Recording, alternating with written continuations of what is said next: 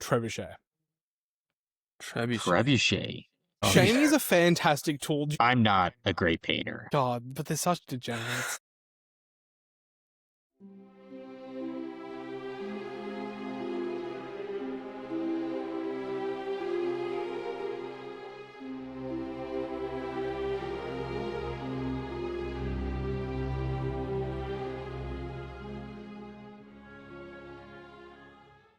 All right. Welcome to Council of the North, episode 10. We're here tonight. We have a special guest, but first we have our usual host. We have Andrew. Hello. And Zach. What? I'm thrown off there, but hey, how's it going? And then we have, let's do a little bit of an intro here for a special guest joining us today. Ooh. You may have, let's call him the best player in Australia. We can say that right now, right? Especially after the past 2 weeks. Sure, he's yeah, part that's of probably the most applicable time to do so, I guess, yeah. Perfect. Part of the Mountain Goats gaming crew. I also recognize him from Conquest Creations. He's been on there. He's been on Entmoot recently. I've been listening to that. Somehow he decided to come and join us for a couple hours. But he's the 2025 Ardacon Masters champion, world champion. And then just an absolute force in the MESBG scene, I guess. It's Alex Colasante. Welcome, Alex. Thank you very much for having me. It's hard to sit there and just cop a full intro and just sit there and just accept it.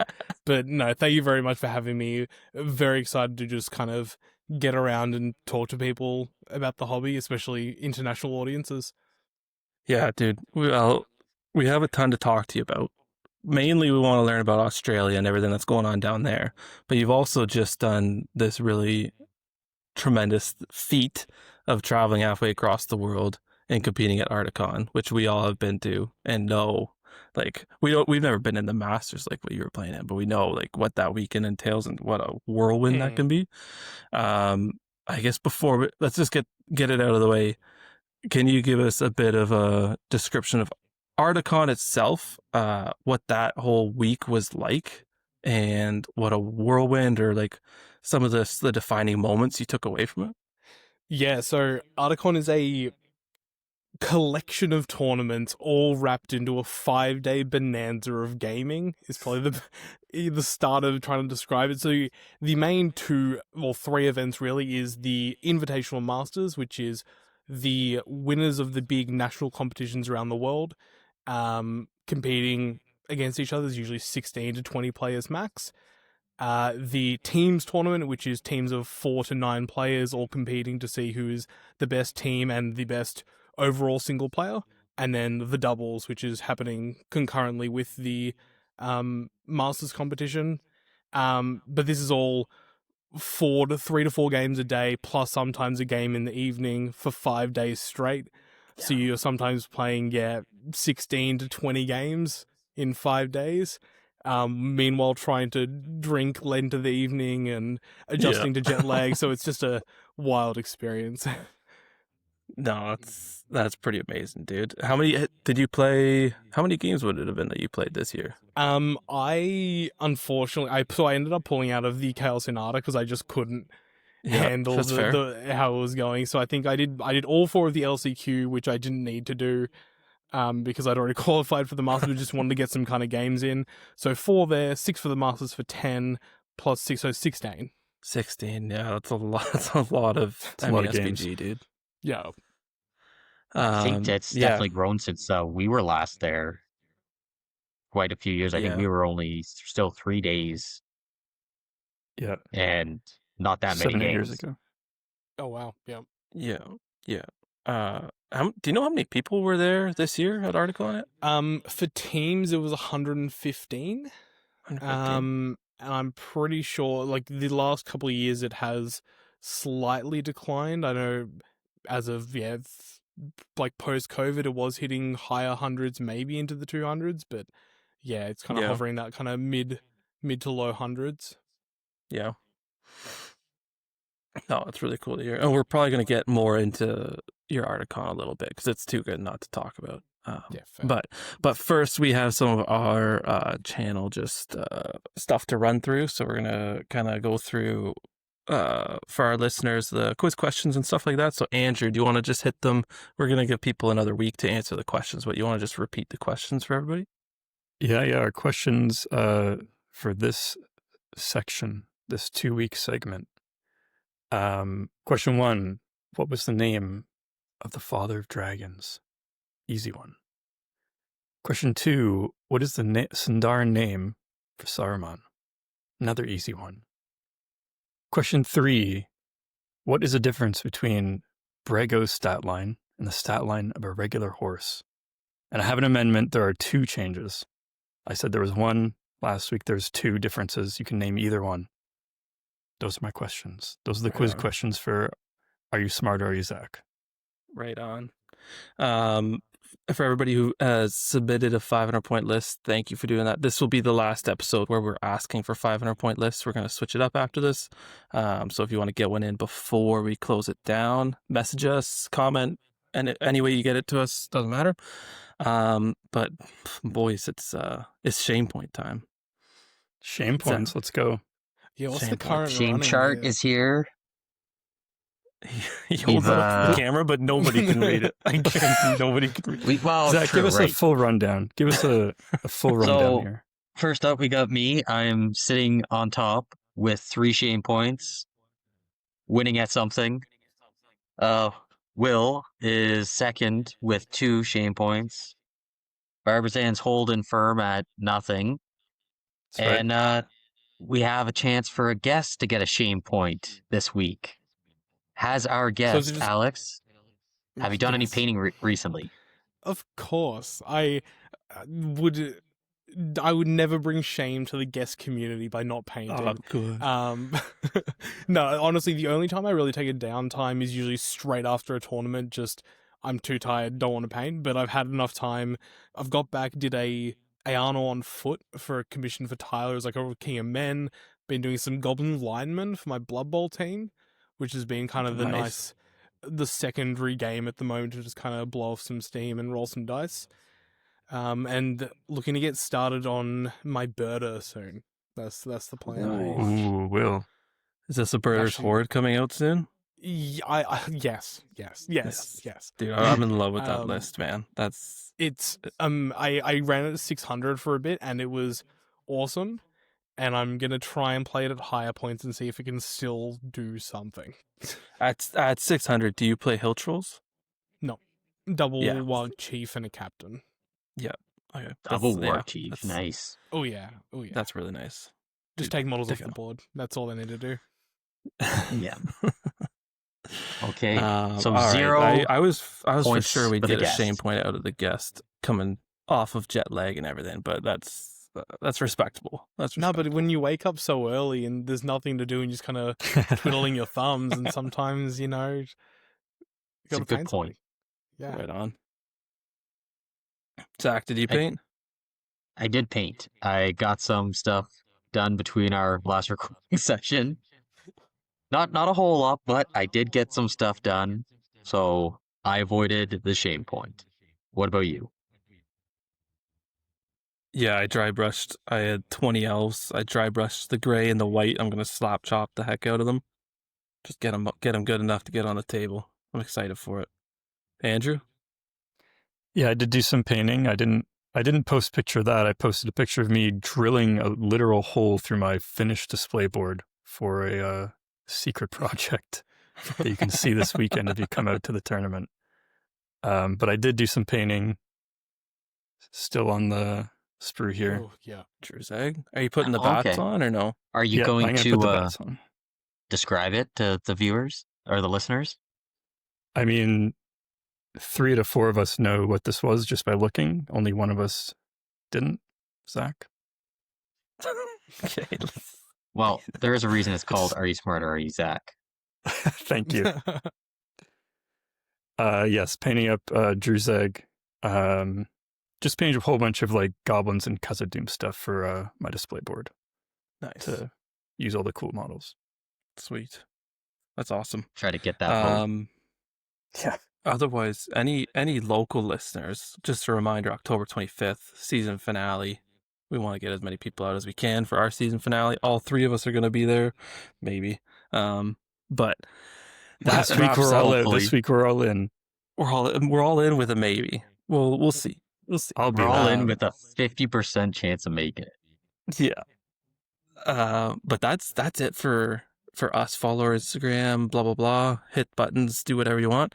But the reason we're here today, Alex, we're going to talk to you about. First of all, we're going to do about Alex. We're going to do about Australia, and then we're going to look at it kind of on a global scale because there have been a lot of Australians come out and win some international stuff, which is really cool to see.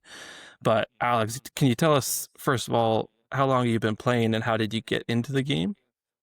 Yeah, for sure. I think I'm like a lot of people where I think I was 6 or so when I think I got the old Battle Games in Middle Earth magazines. So I had the first 3 or 4 of them for 6 years, just repeatedly making high elves fight goblins until eventually ran into a Games Workshop store and kind of went crazy from there. Had some very notable like times playing the game and times not playing the game. So yeah, like 2014, I was 14 years old. Showed up to one tournament, won one game, got smacked around the rest of them. Didn't show up again till after high school. Played 2 tournaments, got smacked around. Didn't show up again till post COVID. But then it's been consistent since then.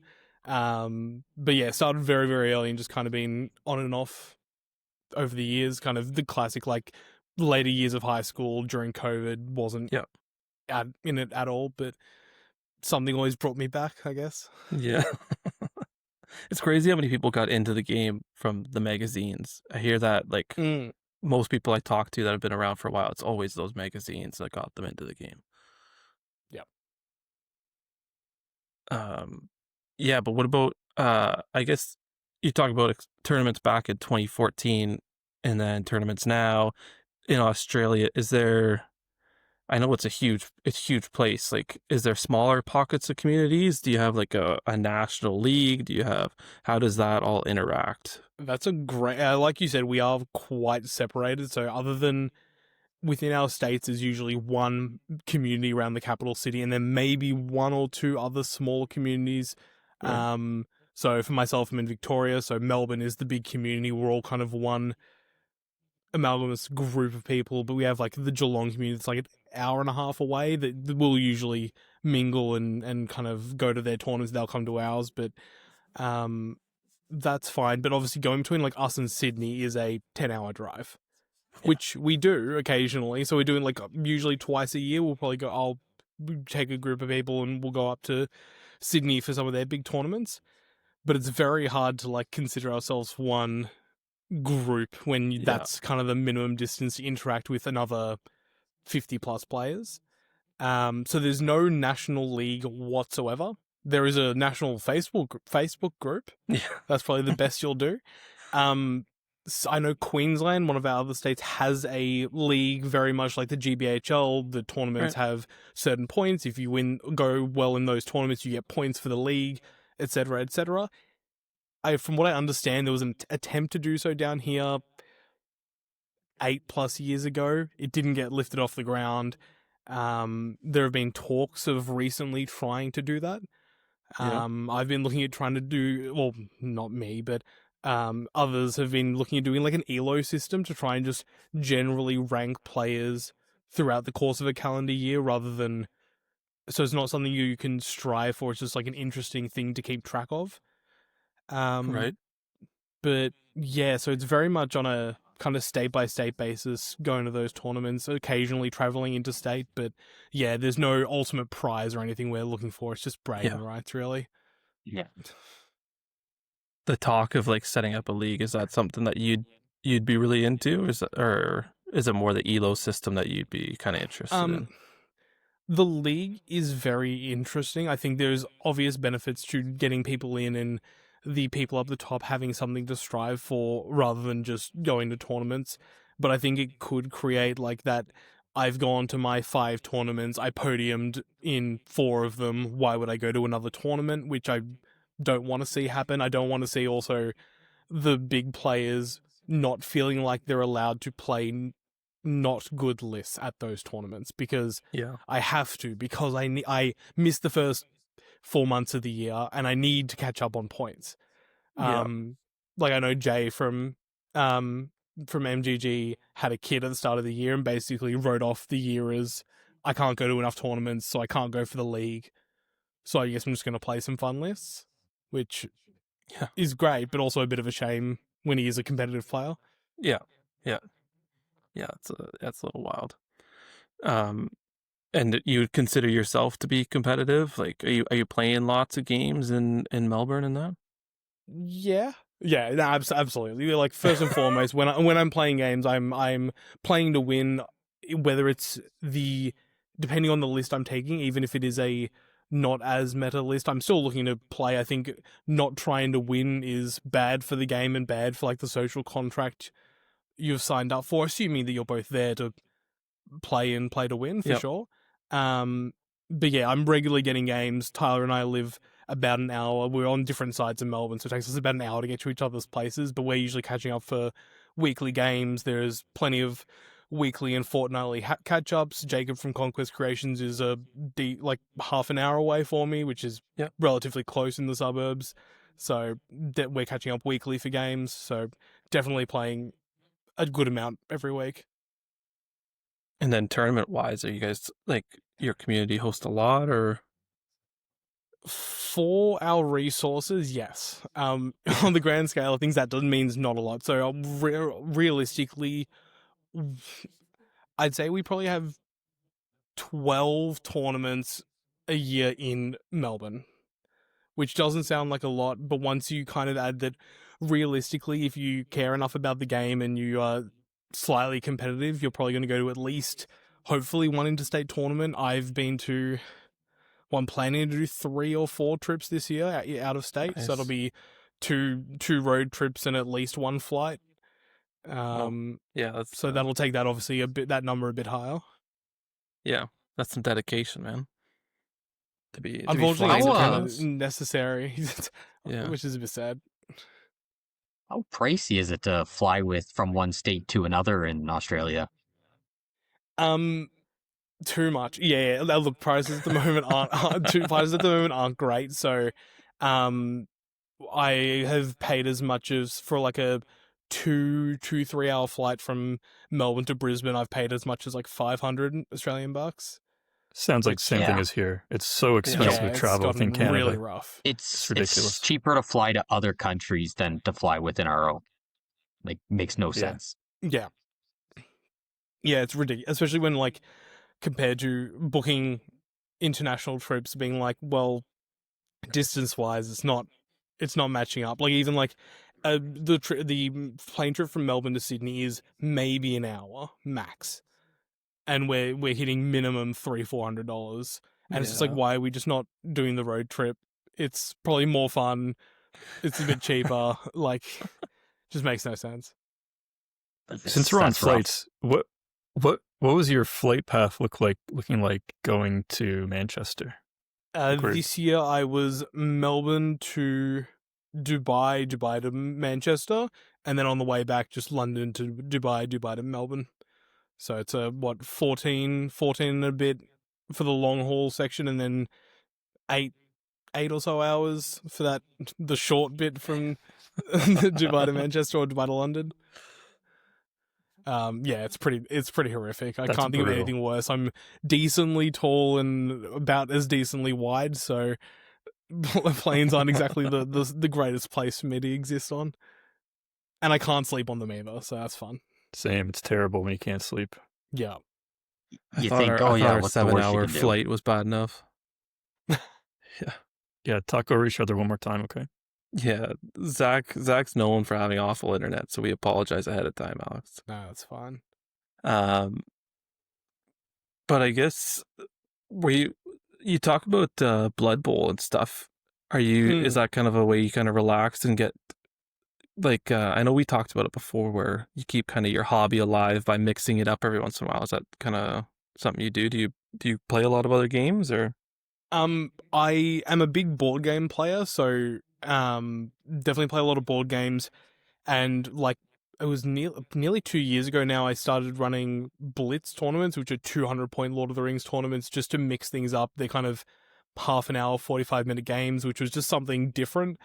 Blood Bowl's a recent addition to the roster. I kind of started that. It was actually when Ardacon changed its points limit from 800 to 700, because I'd bought a full army, had painted a decent amount of it, and then changed the points so I wasn't going to run the army anymore. And I kind of turned around and went, well, I'm not going to Ardacon anymore. I was mad, and I went, cool, I'm just going to play some Blood Bowl. I hate Lord of the Rings. I was quite mad, to be honest. And I started playing. I'd already had the team, but just never assembled it. And then we started playing. It's now becoming a more regular thing in our kind of social circle. We're starting a sevens league soon, so that'll be some good fun, just kind of on the side. It gives me Battle Companies vibes as well, which is good fun. Jay Clare is also one of the main writers on it, so there's very similar rules about control zones and things like that. Right. Which is just, it feels good. It's just a really clean game. Now there's a new edition coming out, which is great timing as well. But yeah, it's just I would highly recommend it's also very cheap investment to get involved. So it's been on the tip of my hobby tongue for a decade now, where I'm oh, this game looks fun, and I've never gone into it. But with the new edition coming out, if the rules are good, maybe I'll pick up a team. It seems like they haven't changed a lot, which is actually a really good sign. Yeah. Same with Lord of the Rings, right? Yeah. I think you could get me in on it, Andrew. Let's do it. Will? When you coming over for games night, dude? Make a 2.5 hour jaunt up here. Hey, he's gonna buy a place up there too. Yes. The second home, just to see Will. Come sleep in my basement. My kids could wake you up in the morning. Yeah. We mentioned Ardacon. Can you talk to us about what you played at Ardacon? Yeah. So for the International Masters, the Invitational, I took Army of the White Hand. Insert groans here. Surprise. But yeah, so that was very much, and Tyler can attest to this, was a decently last minute decision. I didn't really want to play it. My heart for the whole time was set on Defenders of the Pelennor, especially at 800 points. That was the list. I'd been practicing with it. I was doing very well with it and was very excited to play it. Dropping down to 700 points, I just couldn't. We were just trying to read into the meta and what we thought would show up. We really thought it was going to be Balrogs and Dragons. Mm-hmm. And we kind of just went, cool, Saruman needs to show up. Probably. Does muster work at 700? Not really. White Hand looks like it has enough tools. Kylie had even been using it a little bit to determine if it was worthy of me taking, and she went, if you don't take this, you're an idiot. And I went, okay, you are a smart person. I will take that under consideration. Yeah. And then just started piling on the Crebain and went, yeah, this is pretty solid. So I got, I think, 3 practice games in, and then went, yeah, I think I should probably take this. That's insane. And then for the teams event, I took Ugluk Scouts because I love Ugluk Scouts, and it was not Army of the White Hand. Because if I played 12 games in a row of that over 4 days, I wouldn't be happy at the end of it, no matter what happened. So Ugluk Scouts, I think, is one of the most fun just armies in the game. Played a last edition, played at this edition, just immensely enjoyable. I watched your game on the stream, right? I didn't imagine that, right?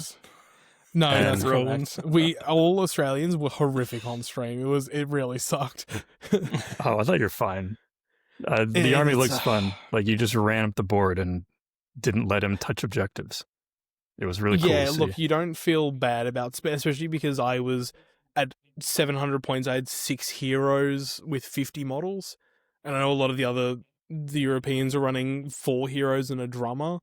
But the extra 4 might on them is just so good. Yeah. That stream game was not too kind for me. I just couldn't wound usurpers, which is a little bit sad, but It's really bad. it happens. No, it doesn't happen just to me. That's It happened at least once, and it was recorded. And that's the only one they'll remember. How many Crebain did you have in your Army of the White Hand? It's just 6. It's just a Just cool, calm oh, 6. just 6. Someone on stream had 7, so you weren't the most. True, yeah. But I think it would be, again, Kylie was very much, you should take 7, and I went, I don't think I can fit 7. Was originally going to take 5, and then went, I think I can squeeze in 6. So dropped down from the scout captain to just a regular Dunlin chieftain, which I realized gets fearless from the Oathmaker, and went, yeah, that's Mhm. probably a good trade-off. I'm willing to do that. It's not bad. Which also matches really well into other Army of the White Hands, which again, we didn't think there was going to be that many of them. Everyone was running Army of the White Hand. Yeah, there's And a against ton. most of them, I had more Crebain, I had more Wild Riders, and I had more Uruks, which is pretty good for for that mirror matchup for sure. Yeah, and you had a couple mirror matches in the Masters event, right? You played the same guy twice, I think. Same guy twice, and another one as well. So half my games in the Masters were against Army of the White Hand. And 2 of them Okay. were like Army of the White Hand like auto wins, where it was like recon and seize the prizes, where 90% of the time you face any army and you're like, oh, okay, they can't stop me, it's all good. And then you face them and everything goes out the window and you're just double galing each other and then you double lightning each other and Yeah. it's all over the place. It sounds like a mess. Yeah. Oh, it's also like, again, my inexperience with the list. My first mirror match, it was Convergence, deployed just normal warbands as they would normally go down, and then I went, oh, I'm facing Army of the White Hand. And just turn 1 double move to try and disperse because the Oathmaker just had 7, 8 dudes all crowded around him. It was horrific. Just lose a Yeah. warband. Oh, 100%. My fault. Absolutely my fault. How would you build your defenders list if you would have taken that? At Or how 800, have it you been playing was. it? I can name it off the top of my head because I actually ended up running it to an 800 point tournament. What was it? It was 2 weeks before Ardacon. I ended up running it and winning with it. So it was Aema with a throwing weapon on Firefoot, 2 Royal Guard with throwing weapon, 2 Riders of Rohan, Legolas with armor and Elven cloak, and then 14 Army of the Dead, all with shield, 4 with spear, 1 had a banner. And then Iralas, 12 sick guard, 5 bow, 7 spear, Trebuchet. Trebuchet. It's a game That's changer. Psychologically, it is amazing. It is brilliant. okay. I was not expecting to hear that one. No, No, I no. expected 0 of what you said other than Legolas and Army of the Dead.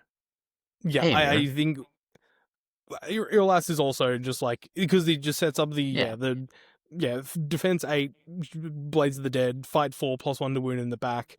Yeah, The 3 heroes feel pretty normal. I think AM is de facto leader for the Fight 5 Royal Guard.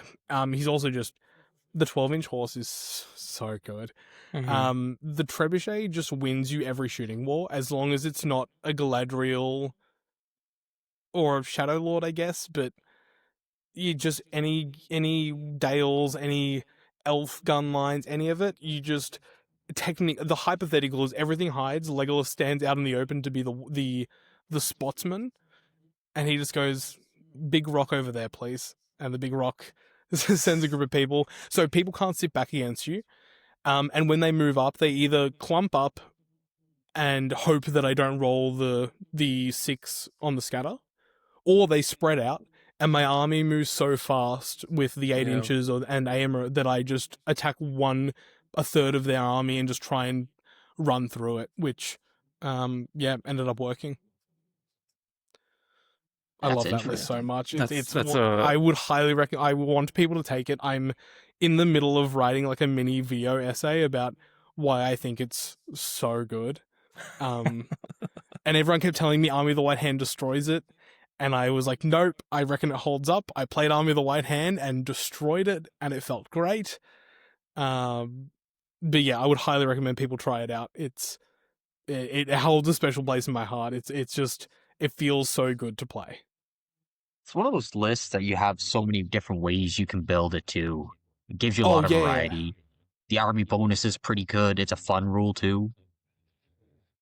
Yeah. I 100. Any of those yeah, Army of the White. Sorry, not Army of the White Hand. Pelennor, 5 armies. Any of those kind of soup lists feel like it's so hard to like tier list or rate because a bad version is horrific, but a good version could be the best army. Like Tyler ended up for the teams, took Battle of 5 armies.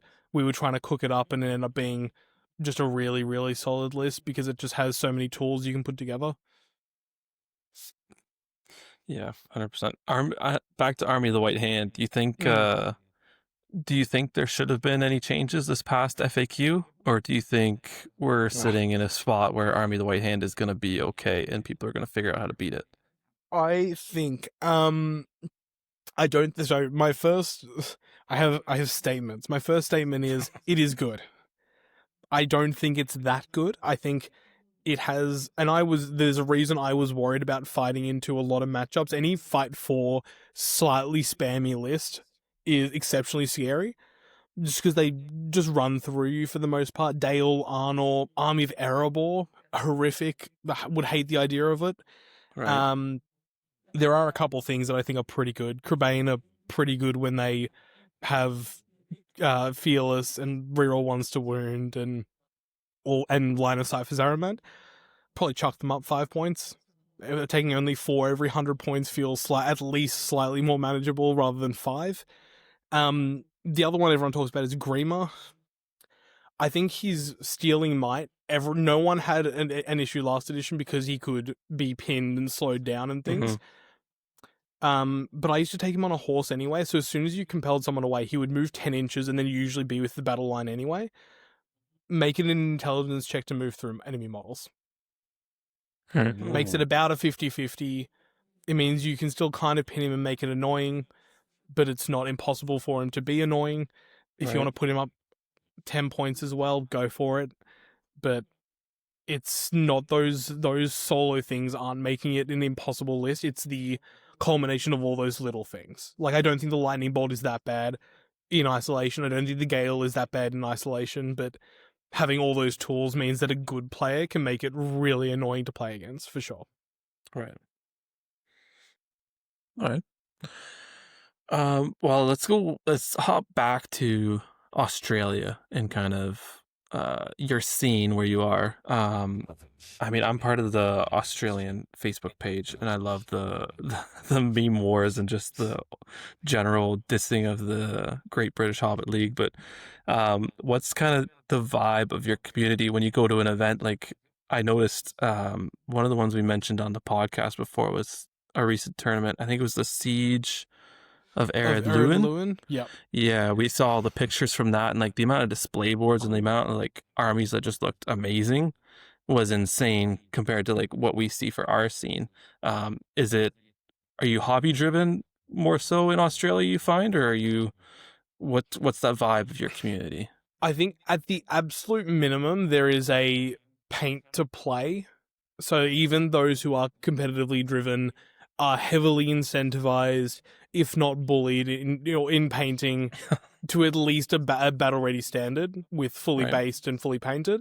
Usually we kind of supplement this by adding like very achievable soft scores to our tournaments. So for my tournaments, usually it's 3 or 4 points for a win, and then you can get extra points for submitting your list on time, having a army fully painted, having the army fully WYSIWYG, and then something else. Reading the players packet, including like a code word when you submit your list. All very manageable things, all very, very simple things that everyone should be able to do. And I think, bring a fully painted army that actually represents what it should have, I think is very easy to do. Sometimes other tournaments will also include the same or extra points for a display board, or at least have a good prize for display boards. Yeah, I'm all there for it. We had one tournament that had, actually Jacob ran it earlier this year, which was our first experience with like most of the tournament being painting and sportsmanship, which was interesting, and I have thoughts on how much that should have been a part of it. But one of the points was having a display board, and I think 95% of people had a display board, but it was stunning going through the armies on that day when people had put so much effort into it, which is great. So for the most part, it's very much even the competitively minded players enjoy hobby, like doing hobby, or at least understand it and are willing to, if they don't paint, get it commissioned or borrow armies. There's no, I don't think there's any issue with people borrowing armies over here. Like Kylie's library has become like a colloquial term Yeah. because she just has everything. Everything's painted. She's very willing to lend it out to people, which is amazing. But yeah, going to tournaments is always interesting because I think in like going back to kind of the league system, when you go to a GBHL tournament, you kind of know what you're getting into because it's a 100-point event or it's an 80-point event, and you know the Right. standards set by that. We don't have that over here, so you kind of just have to know, or you read the players pack and kind of pick up the vibe, Right. which is difficult for newer players coming into the community for sure. But yeah, it's interesting. I enjoy our tournaments. I think for the most part, we do non-competitive very well. So Silmaril is one of the best tournaments of the year, fully themey. There is no competitive mind whatsoever. Meanwhile, our most competitive tournaments are absolutely cutthroat, and you'll have to face the best of the best and really slog through it. But I think the balance is very well done. Yeah. It's like Arid Lewin, like you said, was a very competitive tournament. I think there were 42-ish players, but the standard of player there was really high, and I think the hobby there was also very high. Yeah, that's really cool to see. It's cool to see the hobby side keeping up with the competitive players too. You're not getting just the people showing up with gray armies or whatever, if it's whether you're shaming them into painting or not. But That's kind of how this podcast started, was shaming our league into painting, to be honest. Shaming is a fantastic tool. Do you remember? I don't remember the last time I saw an Eagles army in Australia. Is all I'm saying. We've We've never had had zero. one. We've never seen got one. Yeah, it's brilliant. There was 2 showed up to a tournament I ran in February. Ever since then, nothing. It was also because like people like Kyle. Actually, it was Kylie brought it to my tournament. Just brought a Shadows of Angmar list with just spam Barrow Whites, werewolves, and specters, and it was just the entire. She played Eagles twice and went, "Come here, paralyzed, bang," and did that until they were dead. It probably wasn't long. Oh No. no! So yeah, so like reading the meta is also just good fun. It's fun because from an outside perspective, like I look at the GBHL as like it's like really serious league and everything. Then I always look at the Australia page and it just looks fun down there. It looks like you guys you have like recurring tournaments every year. You have like you're talking about the Silmaril and stuff like that. Like it just looks like a fun community to be a part of. Yeah, 100%. There's the one thing I actually noticed is I don't feel like there's, also because of the lack of league, which is interesting that I keep bringing it up yeah, that's very interesting. But no one brings recurring lists too often. Some people obviously people are busy, and if they can't always have a new list ready, no one's going to be mad at them. But I don't think you see often someone win a tournament and then keep bringing the same list, which I'm all there for. I'm generally very on the side of I need to paint a new army or at least new things for each tournament I go to. Oh wow! The only Yeah. time I kind of go away from that is if I'm traveling internationally or interstate. Obviously, I'm putting more money into it to go there. I want to do well, so I'm Yeah. bringing usually something I'm more comfortable with. I've done wackier things. I've brought a Moomac for the first time interstate. That was fun, but for the most part, I'm usually painting a new army per tournament. You got a fairly sizable collection then at this point. Of painted stuff, it's okay. For grey miniatures, oh, yeah, absolutely.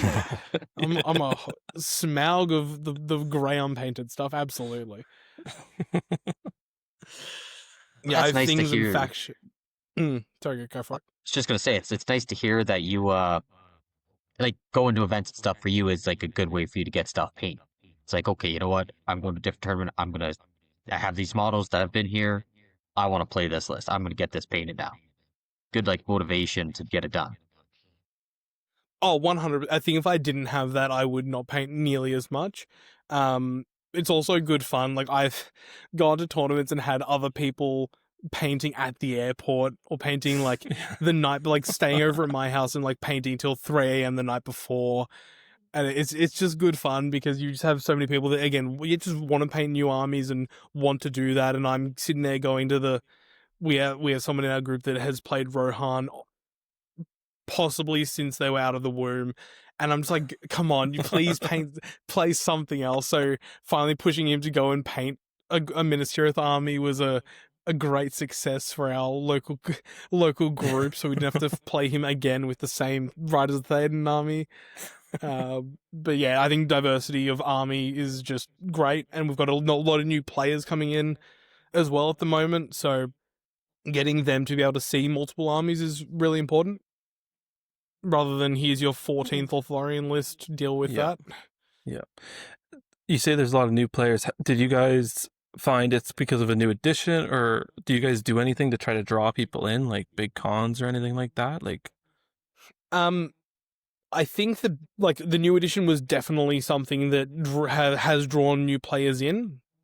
I mentioned those Blitz tournaments I ran, so I've been running 2 to 3 of them a year for the last 2 years now, and they are a magnet. So 200-point games, and there's no round structure. You just grab your 200-point army, play into someone else, and then find someone else to play, and it's just free form. You do whatever. That has been a great magnet to bring people back into the game, especially from when I've talked to people. They've been playing with their cousin or sibling or friend against each other for the last 3 years, and they didn't know there was a community, and they found us, which is fantastic. Usually the Facebook is the way we kind of drive people into our community. But playing in especially smaller areas, so smaller venues, because most of our venues we have to go to are halls or our gaming arenas or purpose-built places. But being able to do 200-point games on 2x2 boards at like a card shop or slightly smaller venues means that people that don't usually play war games also get to see it. Yeah. Which is a great driving force as well. This sounds a lot like my 50-point tournament I ran back a few months ago, where it was 50? we just went 50. Oh, hell yeah. That was a lot of fun. 9 games in 6 hours. That was maybe a little so optimistic. Good. What is everyone running? What was the? I love anything with low points. I'm all there for. What were people just run? Is it just warriors? Is it like what? Yeah. Yeah, you don't need to bring a captain. You just Brilliant. you can, or a general, I guess. Well, you won. Why don't you go through your list really quick? It was cool because he did it where you got extra points for costume, for display boards, for painting, so it was like a very hobby event. And I had my Birders Horde with the display, so I took that, and then I think it was just 2 orcs with shield, 2 wild wargs, and 2 warg riders with throwing spear. But it was fun because you go against a goblin town army, which is 10 goblins. Damn. And yeah. The other end of the spectrum is I went up against 3 Gundabad berserkers. That's really good. It's such a fun day. It was. I'm looking forward to the next hobby event that you do, Andrew, because it was way more fun than I imagined it to be. I think all of us, it was one of those times where it actually was better than anyone thought it was going to be. It was a lot of fun.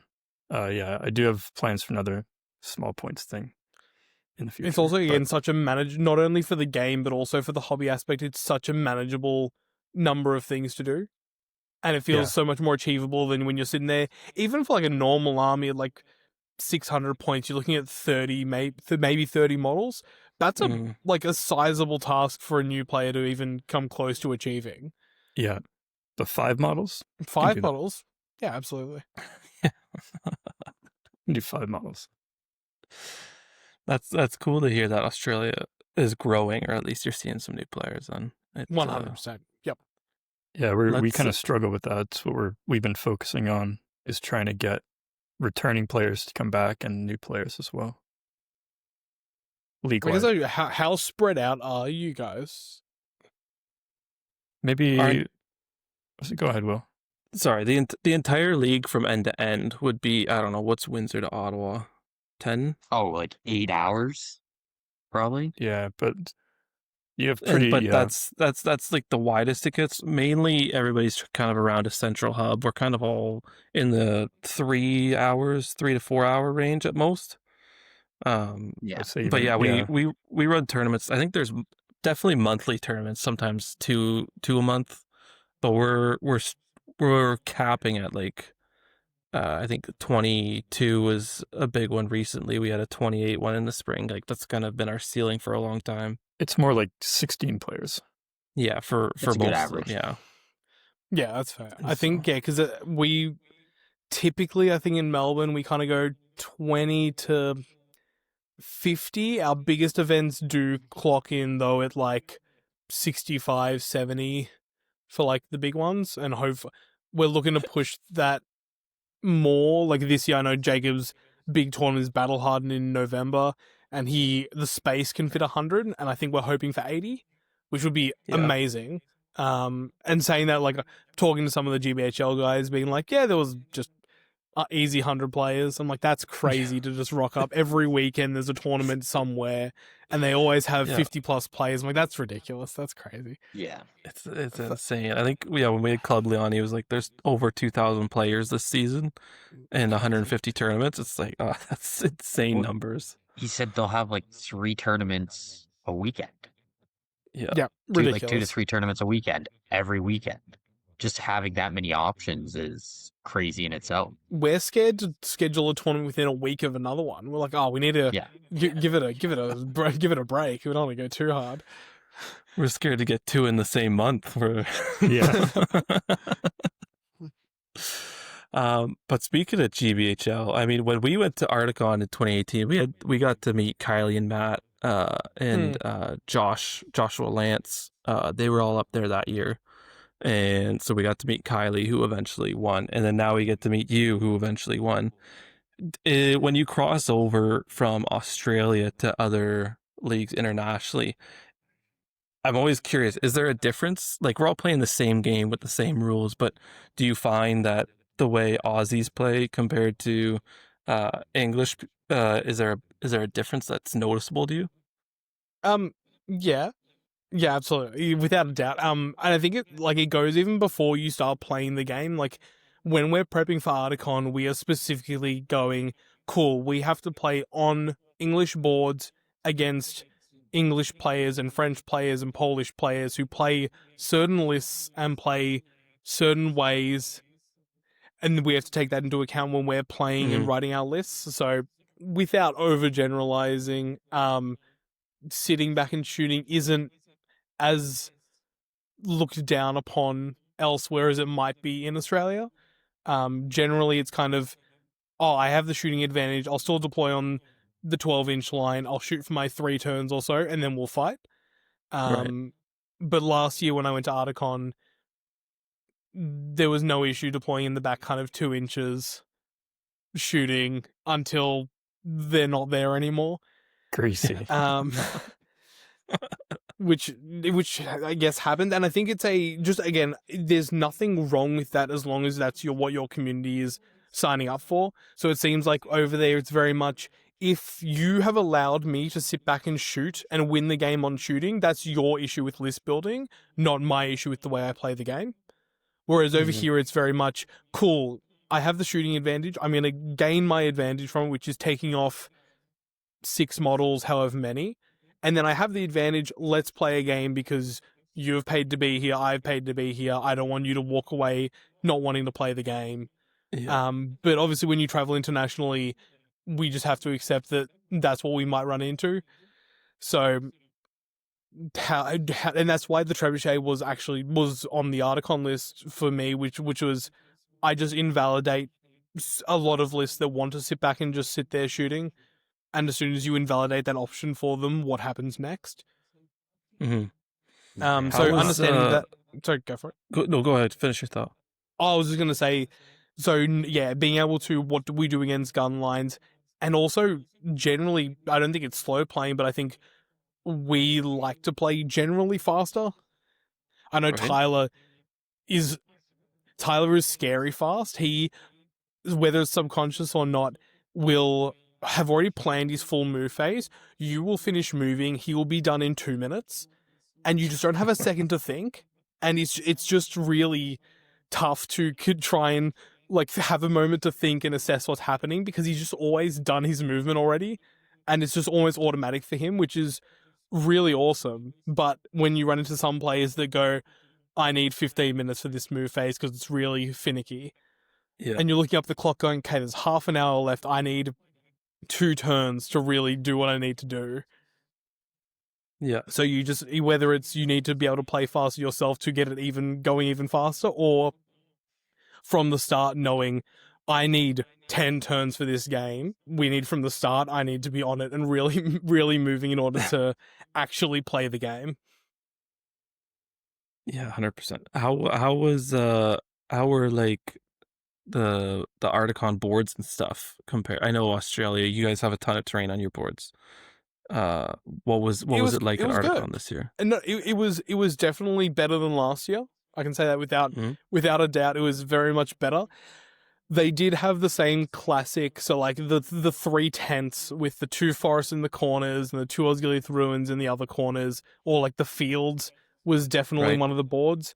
The other one was like, oh, there's 3 sets of Osgiliath ruins running a diagonal up the board, and that's Mhm. like a good amount of terrain. But then there's 2 massive 12-inch just blank spaces on either side of it.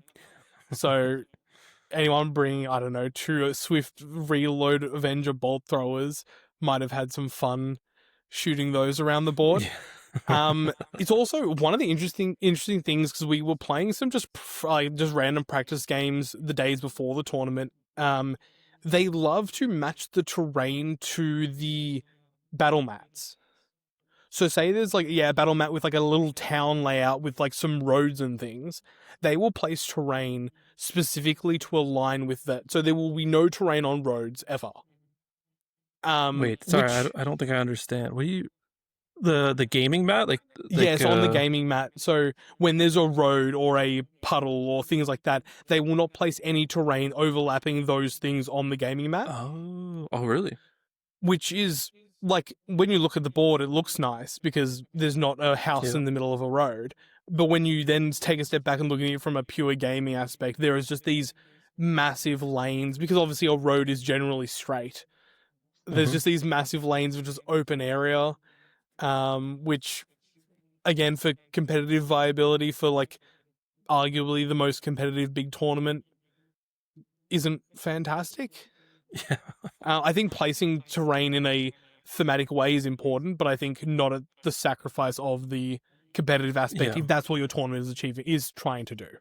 Right. Yeah. That's a fair point, I think. One thing I noticed from watching the Ardacon stream that I found interesting was everyone there, when they did heroic moves, would always say, like, oh, with me, as though it was implied, but they would still always say it. Whereas the only time we'll ever say that is, he's not going to call with me. You just assume Yeah. they're calling with me.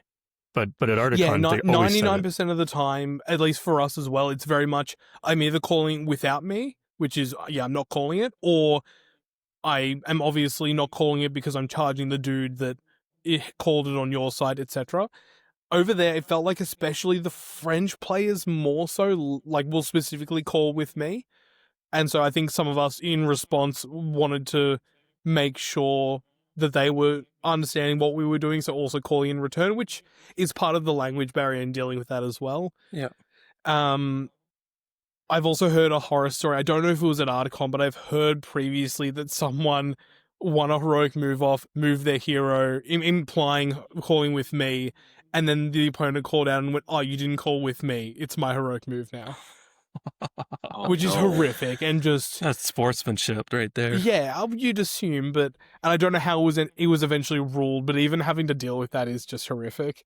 Yeah, that's not in the spirit of the game for sure. No. Especially because it doesn't actually change anything, because then you can just move your next model. Your opponent didn't have to do anything that's changed the outcome. You just move on. Like, oh no, I meant to call it. Okay, yeah, go ahead. Yeah, it's not like you're already into him moving and be like, oh, right, actually, I should have done this. That's Okay, Yeah, then you can call it out. Yeah. Well, I think it was also the fact that it was just like a classic. Because they didn't have priority. It's like, well, I was just thinking about where to move my model, but you'd pass the priority. I'm like, that's not a thing though. It's not like you hit the chess clock and now I can't go back. Like, again, we're having a conversation as we play. Yeah. Yeah, 100%. And I guess carrying on that strain of thing, how like in Australia is it like really strict to the rules, or is there like, oh yeah, no, don't worry, like if you meant to do that, go for it, sort of thing? God, no, absolutely not. No, it's very much like even recommending like, oh, did you mean to move him there? Because I have line of sight of him with Legolas, and I just want to, like, just so you know, and it's not a gotcha when I shoot him 3 times. It's very, especially playing new players, like there is no reason to try and trick them and kind of do that. I think it's just bad play and just you're a not great person if that's how you want to win games, realistically.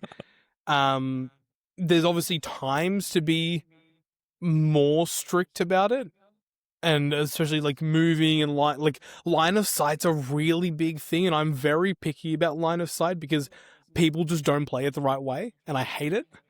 About just like forests, people will be like, oh, if I'm in the forest, I can shoot out with no in the ways. Or if I'm on one side of the forest and someone else is on the other side of a forest, it's just an auto in the way. I'm like, we're definitely playing a true line of sight game. It's very much how you do it. It's like, I can see Suladan's head. I'm like, yeah, cool, but his leg and his arm are behind this building for a reason. It's in the way. It's like, but it's just his left leg. I don't care. It's and going, and that's a big thing. Pulling out laser lines has been I think they're brilliant for just calling that out. They're more difficult to find than laser pointers, but getting them out is good fun for trying to figure it out. Implied like heights of models is a fun one as well. Like the old Black Shield Shaman is kind of like kneeling down with his like fist on the ground. I like played that and he was kind of behind a wall with a window above it. And I'm like, cool, he's going to like cast Tremor through the window. And my opponent's like, well, he can't see. I'm like, yeah, but he's a goblin crouching on the ground. I promise he's not window. 2 foot tall. I promise. But yeah, for the most part, it's all usually in good spirits and done properly is how I'd say for the most part. Obviously, every community's going to have outliers and people who are there to win at all costs. And it's interestingly talking to other communities, it's always the same group of people, which is it's never the best players and it's never the worst players. It's always the ones trying to get into the top. It's always like the 15th percentile to like the 35th percentile, the ones kind of being the most picky and the most annoying about it. Why is that so true? It's very accurate. Your league sounds a lot like ours, where we'll do things like during my opponent's move phase, I'll say, oh, like, are they meant to be touching? Like, yeah, okay. And then you just you shove them in together and stuff like that. Or, like, oh, tell me like where I am to have vision or to have in the ways. And then, okay, yeah, there's an in the way. Okay, great. I can't think of anything. If I asked if something has line of sight and they said yeah, and then they went call them to shoot them, that would be the only thing that would make me jump over the table. That would that would be up there. But yeah, because what are we trying to win the game for? Like, I don't want to cheat. I don't feel like a lot of people need to cheat because we're playing the same game. We're assuming this game is at least slightly balanced. Otherwise, I don't think we'd be playing it. Yeah. So just do it on the board instead of being a dick about it. I don't know if I'm allowed to swear on this, but maybe I'll have to bleep that. Go for for YouTube. it. Hell yeah. You're Aussie. You can. I've been suppressing it the whole pass. time. You've unlocked something for all of us now. You've been internationally. You've been Ardacon twice. Yep. Are we seeing you next year or what? Come back to defend? Ardacon? No, not next year. Nations Cup. That's the rising. Very well might be happening. We've been in talks with some Australian players, and it's looking juicy, is all I'll say. There is at least, I think we'll have at minimum one team.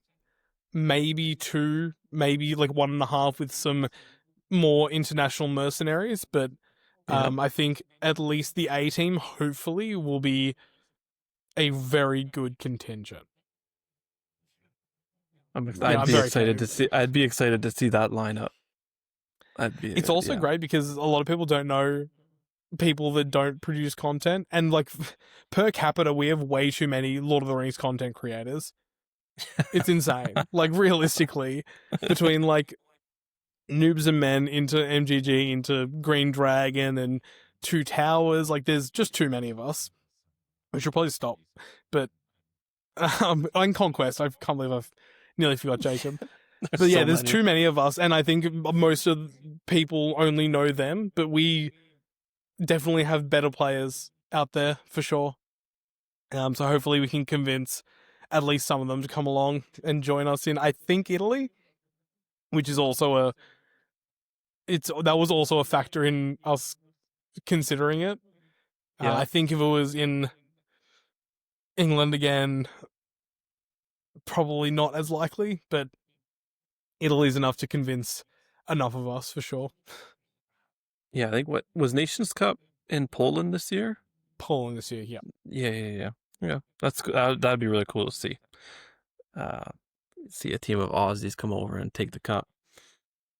At least give them a run for their money. I think we're still a bit sad. The last 2 years we didn't manage to snag the teams coming first at teams. Last year the GBHL All Stars beat us to it, and this year the French got us. Which look, this year we didn't expect to do as well as we did, but still to come so close and then lose to the French of all people, a little bit sad.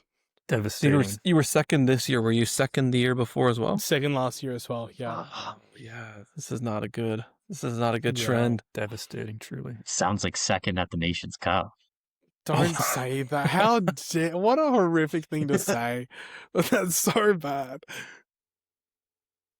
Oh, it better not be the case. No, I really think if we get the ideal lineup, and the interesting thing is actually figuring out who is playing and who isn't.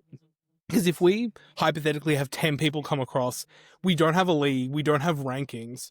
How do we determine who's who? And like I think for the most part, the first like 4-5 spots feel kind of locked in if the people we want to come. But the 5th and 6th spot is very much up for contention. The question is, how do you determine those? And how many, it might be a loose composition thing, honestly. Start hurting people's feelings. It'll be fun. Hell yeah. Watch me have to do that. They're going to delegate character. the mean role to me. Yeah, otherwise, is there anything in Australia you can think of that we haven't talked about that you think is, I know you just mentioned how many content creators there are down there. I feel like I know when I started the game started playing the game semi-seriously in 2014, it was all Green Dragon was like all I was listening to. And then now, like, I watch Conquest, News of Men. You guys have your channel going, Mountain Goats, and like, there's so much coming out of Australia. Is there a reason why there's so much coming out of Australia? I think Jeremy and Kylie and the Green Dragon definitely set a precedent for us. I think it's how a lot of us got, if it wasn't even back into the games, how we stayed in the game or things we definitely listened to, and that's definitely had an impact. I think obviously like the world has had a podcast resurgence over the last kind of 6 years, and everyone with a microphone and camera is doing so. But I think it's just again that we sometimes feel a bit isolated out here, and we're a long way away, and we don't get to interact with the global audience as much. So I think being able to do that is really important for us, and hearing others' opinions. I think my like current quote is like, it doesn't feel like we're playing the same game. Sometimes people have opinions and I just wholeheartedly disagree, and I think you're playing the game differently than I am, and I guess that's fine. But I think that's super interesting. Our Discord is a hive of interesting takes, is all I'll say. There's some people there that have interesting opinions of the rules and how to list build, and no matter what we say, we're wrong and they're right. But that's always interesting to come across, even if we say the same thing as Kylie, and everyone's like, oh, Kylie said it was gospel truth. Yeah. But when we say it, nah, it can't be. It is interesting what you're saying about how you feel like you're isolated from the rest of the global community. Because like even us, like in Ontario, we're just one part of Canada. Mm, But there's a lot of stuff going on right south of our border. So there's a lot of big events like Nova's not too far away, Depticon's not too far away. So we do have a fair bit of crossover with the Americans. So it's like we're mm. not quite so isolated in how we do things. Yeah, because even like other than like going interstate kind of feels like our biggest like international thing. Because like although the communities play very similarly, there's obviously different people and that's fun. New Zealand's still a 4-ish hour flight away minimum. Yeah. So that's different. We haven't actually sent many people over there. I'd love to go over at some point. I haven't done New Zealand yet, so I'd love to do a Hobbiton tour and then go to a tournament or something. That would be great. Yeah. But yeah, after that, it's very much you have to go to the US or Europe, realistically, or North America. Yeah. I've seen some of the pictures of there was a tournament in China that got pictures that came out like a year or two ago, and it was like Iron Hills warriors from Forge World still on the Forge World like plinth that hadn't been cut off, glued onto bases, and I'm like, that's brilliant. But yeah, I don't think that'll be it was so awesome to see like 12 crossbows on plinths on bases, still grey undercoat. It was so good to see. But yeah, no, realistically, yeah, it feels like it's just such a money and time investment as well. Obviously, when it's your summer, it's our winter, which is middle of the school year, middle of the work year, so it's tougher to get time off, which obviously doesn't help. I think Kylie and I have kind of been starting to talk if we can hopefully go to a couple more international events over the next 5 years or so. The Olympics is in Brisbane, 2032. Nations Cup 2032 Australia. That would be This is and quite I think it's yeah. far enough away that you can start planting the idea in your spouse's minds and your family's minds. You can start planning, well, how old will my kid be? Okay, we can figure out where they can go for a bit. I think that would be, and there's obviously the draw from the Olympics already. I think that would be very, very interesting if we can slowly build up enough support to get people over here. That would be really cool. Yeah, that'd be amazing. I like the coordinating it with the Olympics. That's a pretty good gimmick. Good draw. It's also, yeah, I think the main thing is also enough time to really make sure people can plan it, and also we build up enough of a rapport with other people. I think showing our faces this year felt so much better than last year. Last year we were just the Aussie people. Right. This year we came over and hanging out with Entmoot, and we had Dutch people we met last year who joined out the Australian team, and things like that was just awesome. And people knew us and we knew them, and so if we can do that a couple more times before then, hopefully that can be enough to convince at least some people to make the journey, save up some money. Yeah. Yeah. That'd be pretty wild to see a big international event in Australia. But for yourself, you're at the top of a mountain right now. What's next for Alex? I know I know you mentioned Nations Cup in the far future, but what? Look, yeah. Look, at the moment, I am really enjoying I'm enjoying making content. I really want to step up what we're doing with MGG, so I'd love to do again some kind of more video essay style content, a bit more less relaxed like Zoom videos, and I really want to do like how to engage on the first turn of engaging between two armies. How do you do it? Who gets priority? How does it matter? So I've been working on that, doing some actual battle reports. I think especially between like myself and Tyler, again, we live decently close to each other. He's kind of getting his gaming set up in his new house together, doing some battle reports that is high quality gameplay. I'd like to say is I think something we definitely want to do. In terms of tournaments, we have 3 more. Yeah, 3 more big tournaments before the end of the year. I'd love to probably podium at least one of them. There's one of them I haven't won before, Battle Hardened. I'd love to podium. Last year I was in the top table in the last round and lost to a Sauron, and it sucked. And I got kicked off the podium because of it. And the year before that so there was 4th last year. I came 5th the year before with Hobbits. I don't know what I'm bringing yet, but I'd love to podium at that. Other than that, yeah, Birdo's Horde will come out for one of them and just see if it can work. If hopefully people look at Army of the White Hand from Ardacon and start playing it, and then Birdo just appears 2 inches behind Yes. Saruman and Yes. just scares the ever-living shit out of them. It does feel like a bit of a counter list, honestly, because your army's not on the board to get lightning bolted or galed, and you pop out. Yeah, and you can spread out so much with the wargs Yeah. and things, so you don't really mind. And also, the one thing I also thought about is because it's 50-something models and only 20 orcs on the board, so the majority of orcs on the board could just be bows, hypothetically, which is interesting. That's kind of disgusting. Disgusting is a strong word for Birdo's Horde, but Disgusting is a strong word a lot for of people. orc bows. Yeah, that's true. I've seen a lot of people bring out Thranduil's Halls to try and counter it with glaives. So if they jump over the back rank, you probably just go to glaives fighting normally with a banner reroll. Hopefully you win on 3 dice. And then you have 4 dice to wound them, maybe with +1 to wound. So you can kind of cut through some Crebain, which is interesting. But yeah, in my head, I paint at least 2 armies before the end of the year. That'd be good. Jeez. Wow, that's impressive. And when you say armies, we're talking 800 points at least of each, or are you painting them for whatever tournament point value Yeah, is? look, so I'm thinking there will be. I'm generally an evil player. I love evil. I think it's just way cooler and more fun.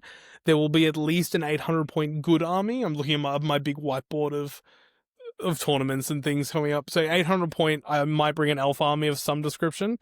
I haven't decided on the 750 tournaments, but yeah, Birdo, I've painted the orcs, but I don't have Birdo or any of the wargs done. And then, yeah, something for 750. I haven't decided. Maybe I'll open it up to people to decide what I have to run. Not your Discord vote.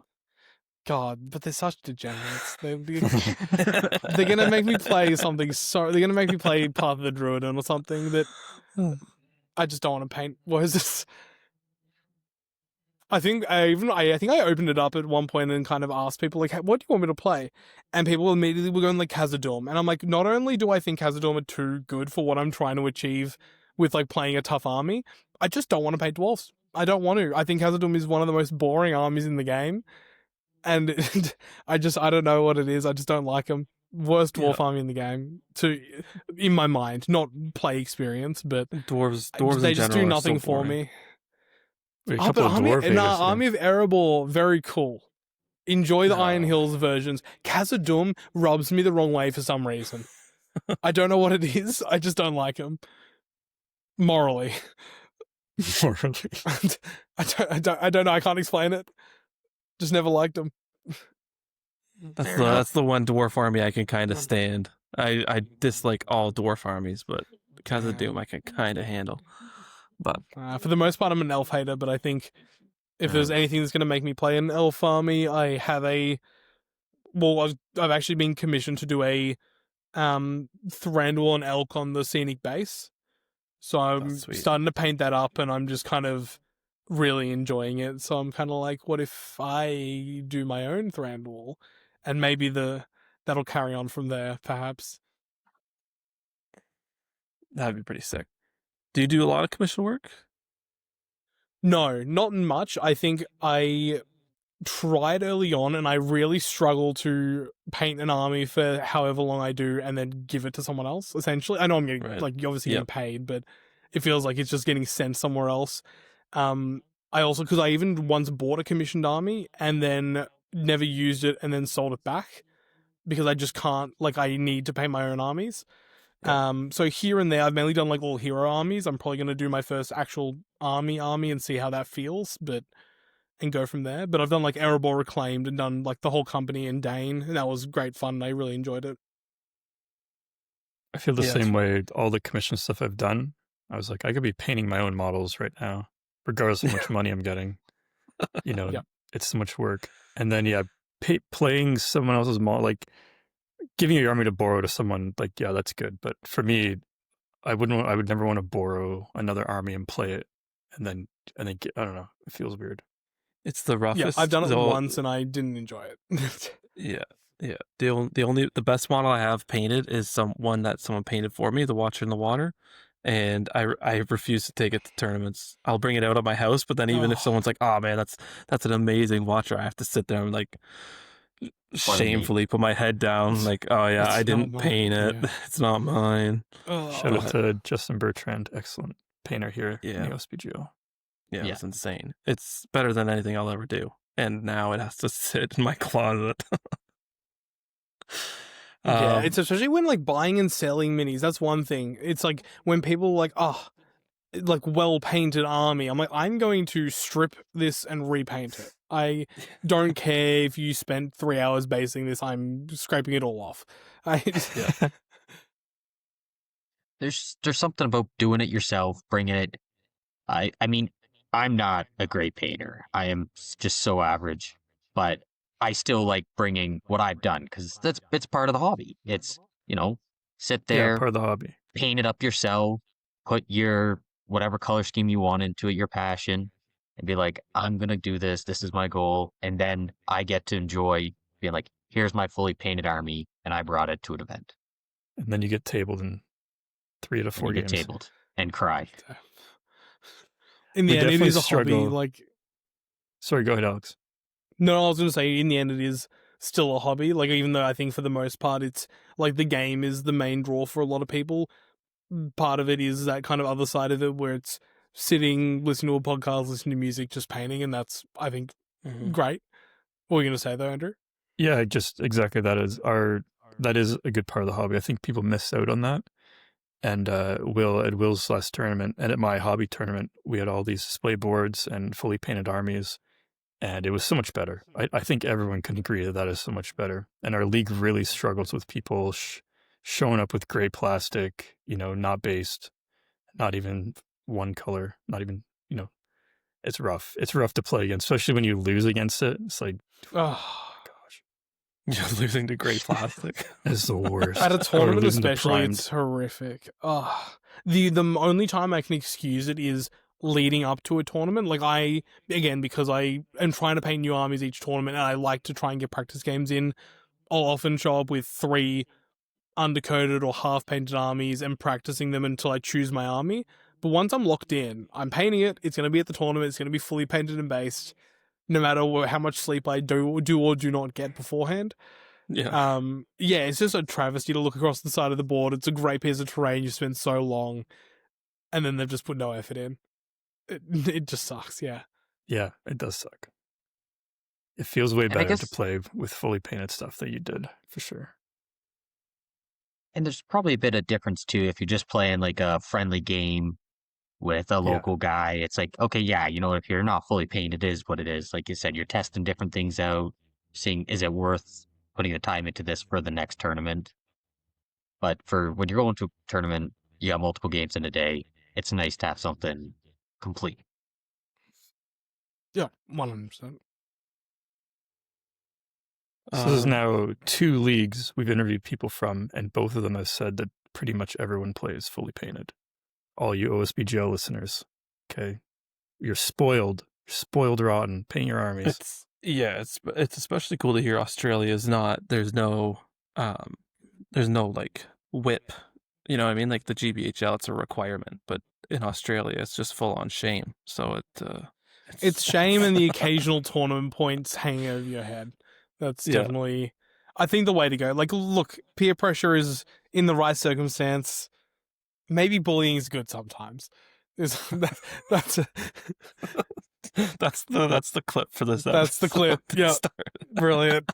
If there's anything we Perfect. do well, us 3, it's bully each other and other people. Oh, 100. Like, what else are we doing? Like, again, if I'm friends with someone and I haven't bullied them, we're not actually friends. Exactly. Like, Yeah. It's probably one of the best takes ever. Most accurate. Especially coming from you, number 1 bully down there. Well, number 1 roaster. Not bully. Roast It might him. not be. You might not be I- smart, but you can roast somebody, eh? Come on, Zach, Nonstop. let the victims speak for themselves. Come on. Yeah, I think we covered a lot of stuff, but I got two more things for you, Alex. If you could choose, we asked Clubly this about his GBHL, but for Australia, if there's one thing that today you could see change in your league or your not league, your community, um, is there anything that you'd be like, I wish we were doing this right now? What a good question that I should have read the document about this and should have thought about my Yeah. answer. If I could change something or make it exist in the community,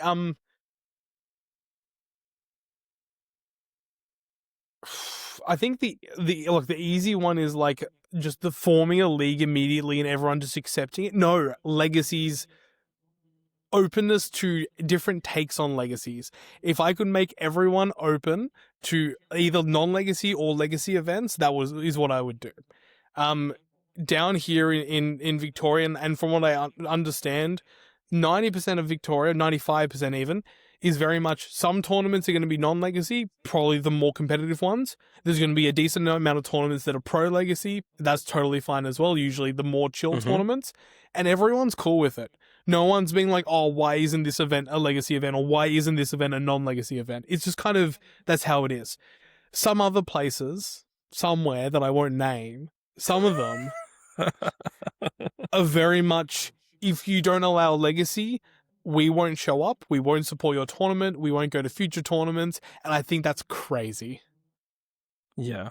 I used to view legacy as like, oh man, like everybody has to accept it because everybody owns the models. But now I almost view it as like a bit of a spice or variety to tournaments where all of a sudden, you're gonna go to a tournament that's legacy models. So you're gonna see Gorolf, heroic defensing every turn, and then there's gonna be one where there's no legacy and you don't have to deal with. You know what I mean? Like there's almost like a bit of variety just in that little switch to flip. Yeah, and look, I could have a whole nother podcast about legacies and what I think, but in short and short, I don't actually care about the power level of legacies whatsoever. My whole thing is generally balance, long-term balance as well. Mhm. And in the same way, no one had an issue. Well, maybe some people did, but last edition, there were non-Legendary Legion tournaments. No one had an issue for the most part. It's just a different, again, like you said, it's a different type of spice to the game. Technically, points limit is another restriction. Oh, I can't bring Smaug because the tournament's 600 points. Well, yeah. Yeah. Well, Or even if Smaug's someone just goes not like, fun. yeah, there's no Tom Bomb, like last edition, it was pretty much an auto, no Tom Bombadil, no Goldberry. Yeah. Yes, that is technically limiting the armies you can take and the models you can take and what's in your collection. So, like, that's rough, I guess. I'm still not going to let them in. Yeah. So yeah, I think I don't care about the decision people make as long as people are happy at being either way based on the TO's choice, and the TO shouldn't suffer because of it. Yeah, 100%. Yep. And then lastly, like you're a competitive player, so let's hear your opinion on from now till February when we might see the next the FAQ and maybe some stuff changing. All we hear about is one of our own, actually, Andrew. All he does is play Depths. He plays Balrog. All Not we hear about is true. Army of the White Hand. All we hear about is Men of the West. From a competitive standpoint, how do you feel the game is at a good or great or bad place, or how do you view the competitive side of the game right now? We're definitely in a good place. Anyone who says otherwise is wrong. But look, there are definitely, like, there are swings and roundabouts as always. When things come out and things are strong, people use them. Then they get marginally worse. New things come out. Like if you are kidding yourself if you don't think when the next supplement comes out, at least one or two of the factions that come out with that book will not immediately be used by competitive players. Like war, like even like it doesn't have to be Defense of the North, but like that was a revolutionarily disgusting book. And probably before that, everyone was complaining about one thing or another, but that obviously changed it. Army of the White Hand will cop something. I think Eagles will still cop something. I think Piercing Cry at lower points does suck. Maybe if it actually cost points, or maybe it's scaled with the number of Eagles you took, which would affect the range of it. So like at lower points, it's only a 3-inch range. Once you hit 800 points, it's a 6-inch range. That would be interesting. There's not many armies that I play into and think, oh, I'm going to have a bad time, other than the ones that always are a bad time. Like, all Elven Cloak shooting lists are just not fun to play against. Are they necessarily, like, broken and need to be fixed? No, because otherwise they'll never win a game. But obviously the way they win is unfun more than anything. But yeah, like, those are the two factions that I think are primarily like due for something. I don't think there's going to be like GW doesn't like doing points changes. They've done 2 all last edition. I think it was the Iron Hills Ballista and the Dragon Emperor. Yeah. So maybe it will just be a rules change for how Crebain work or Grammar works, which will be interesting and people will deal with it, and then something else will become really annoying to play against. I think Army of Erebor is the most point and click strong army in the game. Just require, like, obviously you have to play it well, but there's nothing revolutionary in putting a spear behind a dude with a spear and getting +1 to wound. Yep. Like, realistically, do I think it's going to get nerfed? Probably not, but I think that's like something that will still be strong afterwards and will continue to be strong. I think we're fine. Yep. Having talked to Jay at Ardacon extensively, I actually have so much faith in him as a rules writer and as a person, that for the most part, things will continue to slowly be not fixed, because I don't think we can fix it, but slowly mitigated and dealt with and trying to balance it, which is probably as best as you can do. Yeah. Which is a long way to say, yeah, I guess. It's good. That was a lot of nothing, I guess. But I don't think we need too much change. I think too much change will be the thing that makes it unbalanced. Right. Yep. Yeah, I agree. Just nerf depths a little bit. Oh, look, Force make it Andrew to tight, play like something. make it. The thing is, Tyler and Sean hate the Balrog with a passion, absolutely despise it. The thing for me is the goblins, though. It's absolutely the goblins and the banner. Make it a range from him. The banner away. Take the banner away. A range from him that diminishes with the amount of wounds he has. Yeah, something like that would be very interesting. I always thought it was the agreed. unbreaking portion of the list, as long as the Balrog's alive, it can't be broken, is pretty punishing, when the best way to defeat a horde army is to try and break them, and then just can't. That's also true, but the worst bit is when you're trying to break them and they're beating you without the Balrog. Yeah. That's even worse. The fight 3 goblins just winning. Yeah. Yeah, to be clear, I've the last 2 tournaments, and I've been to 14 this year. I've played depths, and yeah, I played it because I'm tired of just losing to stuff I don't want to play against. So I just brought the nastiest thing I own, and I podiumed twice. So, Jay, if you're listening, please nerf depths so I can play something else. You won't stop playing depths until Jay nerfs it. No, end of season, I'm calling it. I'm not playing. I'm playing it at the 2 more tournaments. Yeah, because we got I've done 13. Yeah, I've done 13, 14 tournaments this year, but obviously, like 3 of them were Ardacon, and then 1, 2, 3 of them were interstate. So, like, less than 10 so far this year were in September. And I'm probably only going to get to go to 4 or 5 more. That's pretty impressive, actually. That's still a lot.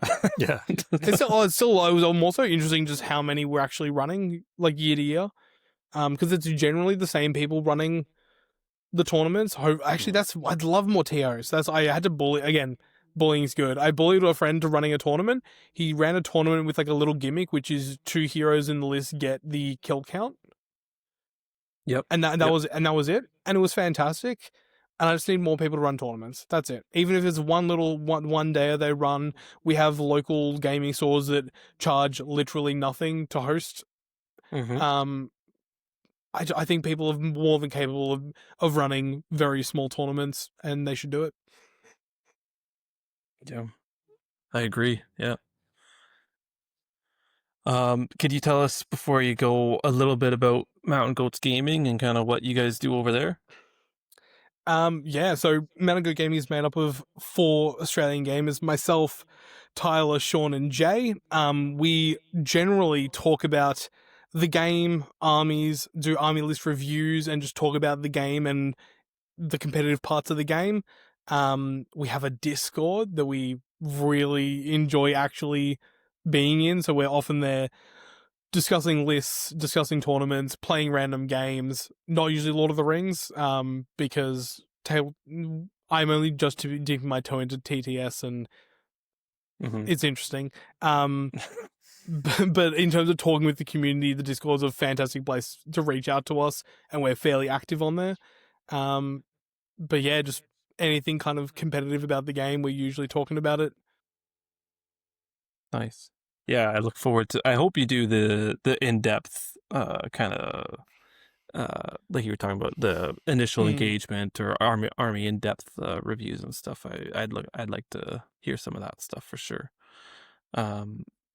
Yeah. Otherwise, thanks for coming on, Alex. We really appreciate you. I know the time difference and everything made it a little wonky, but we appreciate you taking the time just to come and chat with us and giving some of our listeners something to listen to.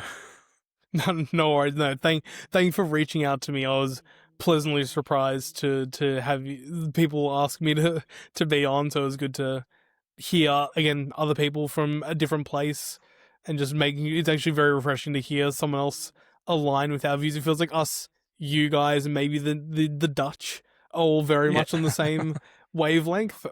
Nice. We just seem a bit more relaxed, a bit more chill. So it's good to chat.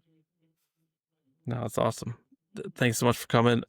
Anybody that's still listening this far, appreciate you. This is a heck of a episode to be listening to.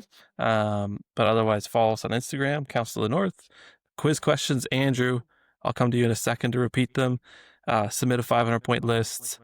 Andrew, quiz questions one more time. Also, like, comment, subscribe. Come on, guys.